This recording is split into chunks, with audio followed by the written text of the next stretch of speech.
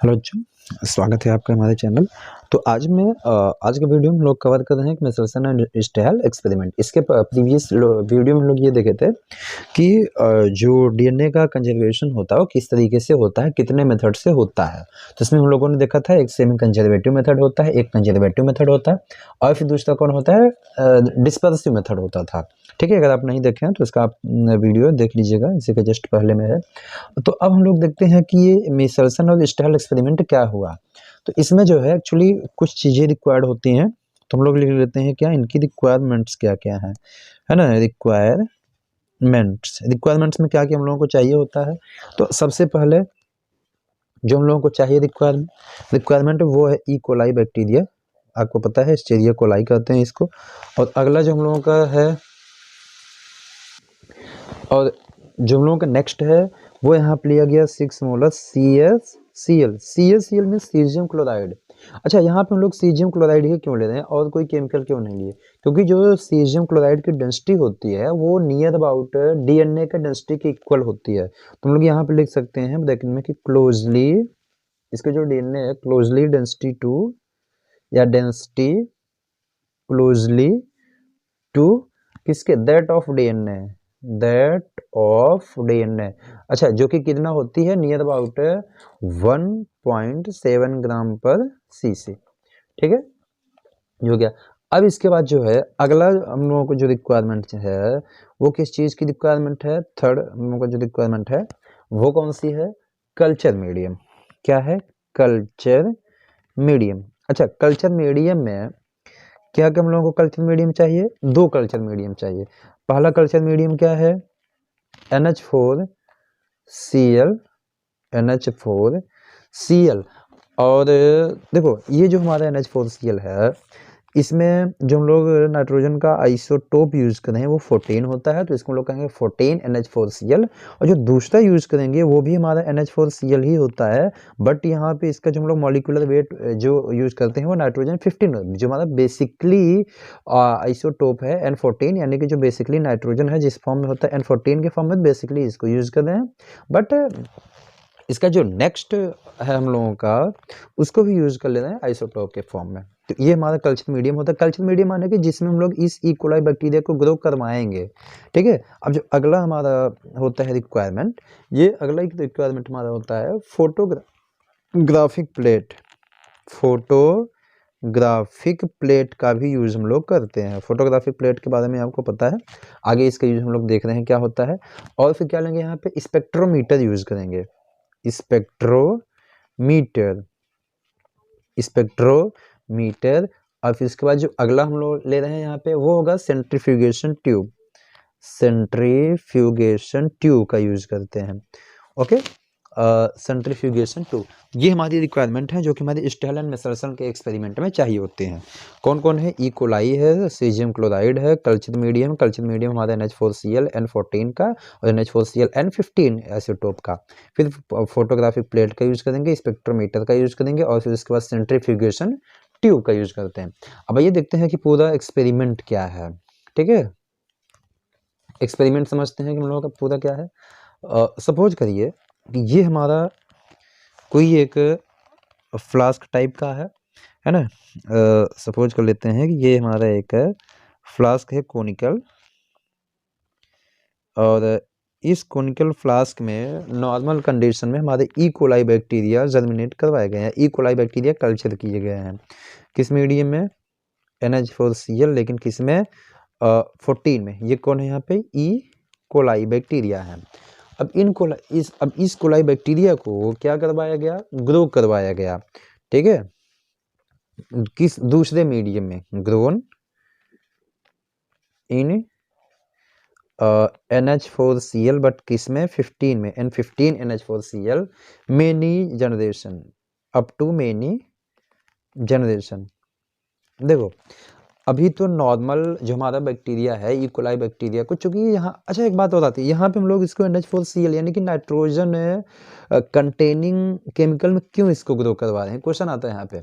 तो nitrogen containing इसलिए chemical हम लोग यहाँ पे यूज़ करें क्योंकि आपको पता है कि जो डीएनए होता है, डीएनए में नाइट्रोजनस बेस प्रेजेंट होते हैं। है ना, यानी कि डीएनए, यानी कि सीधे सीधे कहें तो न्यूक्लियोटाइड। चूंकि ये बैक्टीरिया है तो बैक्टीरिया में भी न्यूक्लियोटाइड प्रेजेंट होंगे। तो ये जो हमारा न्यूक्लियोटाइड है उसमें प्रेजेंट होते हैं कौन, नाइट्रोजन। तो अब नाइट्रोजन जब वो न्यूक्लियोटाइड बढ़ेंगे या न्यूक्लियोटाइड बनेंगे तो इसके लिए नाइट्रोजन की रिक्वायरमेंट तो चाहिए।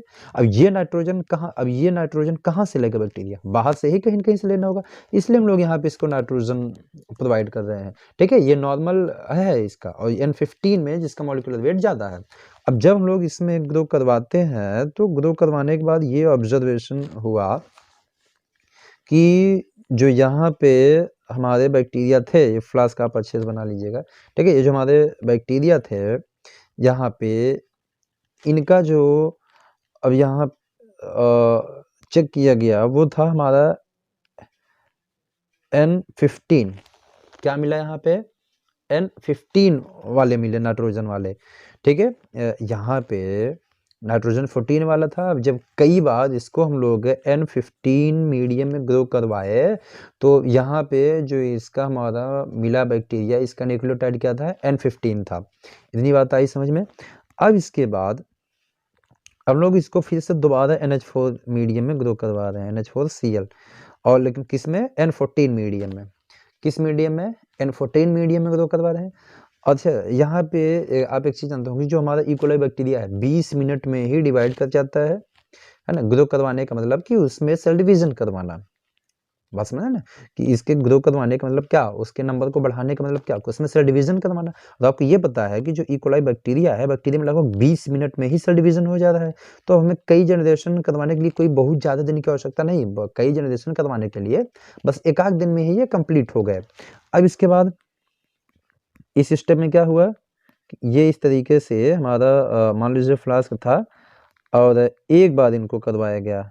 ठीक है, जब एक बार इनको इस तरीके से ग्रो करवाए तो अब यहाँ पे जो हमें बैक्टीरिया मिले थे, ये जो है किस टाइप के थे, ये जीवन हम लोग इसको नाम दे दिए हैं। तो कैसे, ऑब्वियस सी बात थी, N14 वाले मिले हमको, किस मीडियम वाले, N14 मीडियम वाले मिले। अब इसके बाद क्या कर रहे हैं कि एक ही जनरेशन तक किए, फिर इसको अगर एक जनरेशन और बढ़ा दिए, 2 जनरेशन तक किए।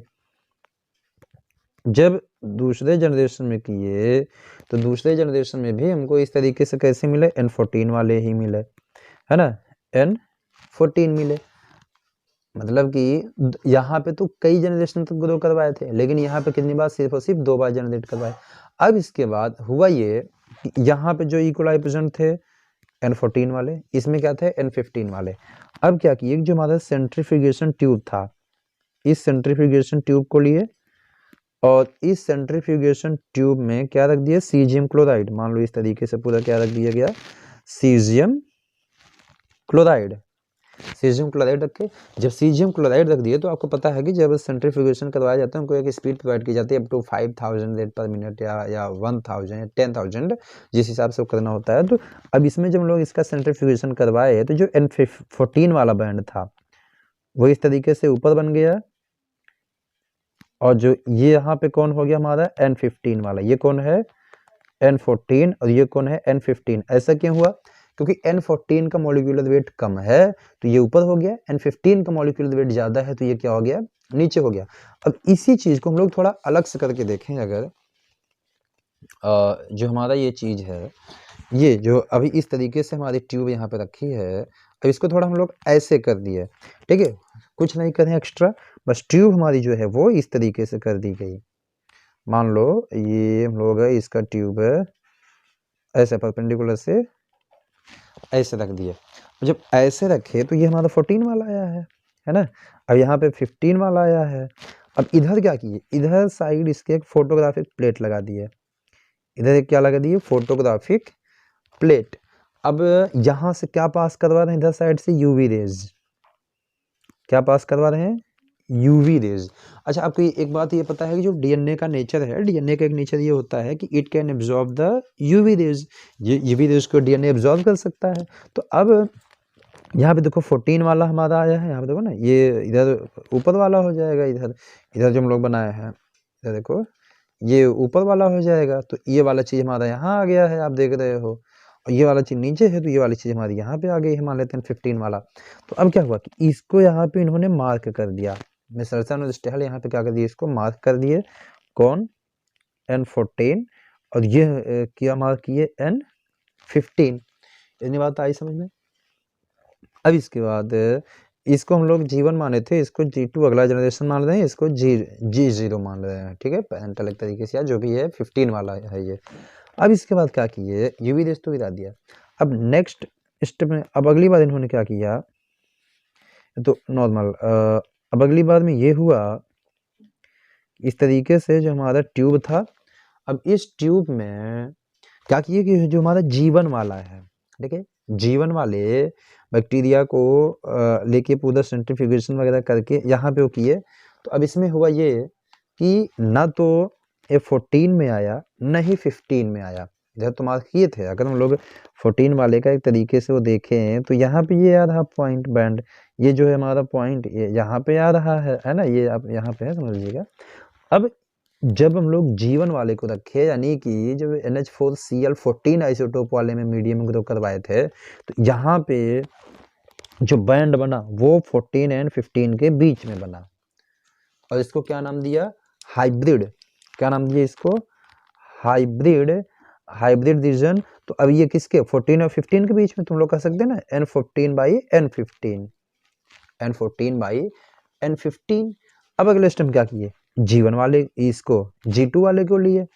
जब G2 वाले को लिया इन्होंने, और सेम यही एक्सपेरिमेंट परफॉर्म कर रहे हैं इस टेस्ट ट्यूब में, फिर से यूवी रेज वगैरह वो करवा रहे हैं। जब यूवी रेज करवाए तो इन्होंने देखा क्या कि कुछ 14 और 15 के बीच में, और कुछ 15 पे जाके बैठ गए हैं। कुछ जो है इधर 14 और 15 के बीच में, और कुछ जो है 15 पे हैं। कहने का मतलब ये, सॉरी नहीं उल्टा हो गया, ये जो है कुछ है 14 पे हैं, सॉरी ये चीज थोड़ा एक्सक्यूज में, ये नहीं है, ये एक कुछ 15 पे है और कुछ किस में है, 14 पे है, ठीक है, ये वाला नहीं है, इसको वो कीजिएगा। तो अब इससे क्या पता चला, इसमें आप देख रहे हो कि 14 वाला भी आया, 15 वाला भी आया। कहने का मतलब कि कोई ये किसको रिप्रेजेंट कर रहा है, सेमी कंजर्वेटिव मेथड को। देखो एक बार फिर से हम लोग शुरू से आप देखो इसको, अगर समझ में नहीं आया है तो सबसे पहले कि ये क्या, कि ये NH4Cl N14 मीडियम है, जिसमें ई कोलाई को नॉर्मल कंडीशन में जो पड़े हुए हैं। अब इनको N15 मीडियम में ग्रो करवाया गया है। जब N15 मीडियम में ग्रो करवाया तो यहाँ पे जो हमें ई कोलाई वाले बैक्टीरिया मिले, इनका न्यूक्लियोटाइड क्या था, N15 था। अब जब इनको कई बार N15 में ग्रो करवाने के बाद अब 2 बार फिर से हम लोग करवा रहे हैं N14 में। तो जो फर्स्ट टाइम N14 में करवाए, फिर इसके बाद जो आए इनको फिर से N14 में करवा दिए। तो इस तरीके से हमारा हुआ। अब इनका 14 और 15, यानी कि ये 15 और ये 14, इन दोनों का, या आप सीधे सीधे कहो तो इनका हम लोग क्या करवा दिए, सेंट्रीफ्यूगेशन करवा दिए। जब सेंट्रीफ्यूगेशन करवाया तो इसमें 14 वाले ऊपर हो गए, 15 वाले नीचे हो जाए, किसमें, CHCl में। CHCl क्यों हम लोग यहाँ पे यूज कर रहे हैं, आपको भी पता, अभी पीछे हम लोग बात की है कि इसकी जो डेंसिटी होती है DNA की डेंसिटी की इक्वल होती है, नियर अबाउट 1.7 ग्राम पर cc। अब क्या किए कि ये जो हमारा इस तरीके से ट्यूब था, अब इसको हम लोग ऐसे इस तरीके से बेंड करके रख दिए, ठीक है। जब इसको ऐसे सीधे सीधे रख दिए तो रखने के बाद अब यहाँ पे यूवी रेज गिराए, जो बैंड था यूवी रेज गिराए, चूंकि यहाँ पे इसकी फोटो बन गई, इधर तो रेज पास कर गई और यहाँ पे इसकी फोटो बन गई। क्यों, क्योंकि यहाँ के जो DNA था ये यूवी रेज को एब्जॉर्ब कर लिया। अब फोटोग्राफिक प्लेट पे इन्होंने मार्क कर दिया 14 वाला बैंड और फिर 15 वाला बैंड, दोनों का बैंड इन्होंने मार्क कर दिया फोटोग्राफिक प्लेट पे, है ना। फिर इसके बाद अगले स्टेप क्या किया कि इन्होंने जो यहाँ वाला ये वाला G1 वाला था, ये कौन सा करवाए हैं, G0 वाला हम लोग मान लिए हैं। अब ये वाला जो G1 वाले बैक्टीरिया हैं, इनको यहाँ पे फिर से वही करवाया, फ्यूगेशन वगैरह करवाने के बाद फिर इनको क्या करवा दिए इसमें फोटोग्राफिक प्लेट लेके गए, जब उधर यूवी रेज गिरवाए तो देखे क्या कि अब यहाँ पे जो बैंड बना हुआ है, ये जो बैंड था, यानी कि जो मार्क हुआ था इसमें, ये ना तो 14 में था ना तो 15 में, ये एक नए 14 और 15 के बीच में जा रहा था, यानी कि 14 और 15 दोनों का मिक्सअप था, दोनों के बीच में था, इसलिए इसको इन्होंने क्या नाम दे दिया, हाइब्रिड। और यहाँ पे जो है N14/15। अब जो हमारे G2 वाला था, G2 वाले के साथ जब ये काम किया गया तो इसका एक बैंड 14 पे और एक बैंड 15 पे मिला, एक बैंड 14 पे और एक बैंड 15 पे मिला। कहने का मतलब ये कि जो यहाँ पे डीएनए आया, इसमें 14 का भी नेचर है, 15 का भी नेचर है। यानी कि आप देखो इसके पहले जो यहाँ पे ये बात कही गई थी, इसके पहले वाले में, है ना, ये कि ये वाला जो है हम लोग डेट्स बनाए थे ना कि एक स्ट्रैंड इधर है, एक स्ट्रैंड इधर है, ये न्यूली सिंथेसाइज्ड स्ट्रैंड है, तो वही चीज़ यहाँ पे हो रहा है। अब देखो ना 14 और 15 दोनों का है, यहाँ पे भी देखो, अगर हम लोग इसको 14 मान लें, इसको 15 मान लें, तो यहाँ पे 14 15 दोनों हो जाएंगे। तो यहाँ पे वो काम हो रहा है कि 14 और 15 दोनों का हो रहा है। अब इसको अगर इस वे में समझें हम लोग, तो कैसे होगा? अब जैसे मान लो कि हम लोग यहाँ पे ये चीज़ देखे थे, ये हमारा क्या था, डीएनए था, ठीक है। और कौन सा शुरू में सबसे पहले कौन सा था, ये N15 था, ठीक है। अब इसके बाद जब हम लोग शुरू में तो N14 था, जब N15 मीडियम में ग्रो करवाए, तो N15 मीडियम में ग्रो करवाने के बाद हम लोगों को क्या मिला, हम लोग ये मिला एक 14 N14 हमारा ये पहले से N14, ये भी N14, और किस मीडियम में ग्रो करवाए हैं, N15 मीडियम। N15 मीडियम में जब ग्रो करवाए हैं, तो यहाँ पे ये जो मिले हैं ये कैसे हैं, N15, और ये भी कैसा है, N15। अब इसके बाद जब फिर से इसका हम लोग रेप्लिकेशन करवाया, या फिर से जब एक्सपेरिमेंट हुआ, तो अब क्या होगा, दो यहाँ से बनेंगे,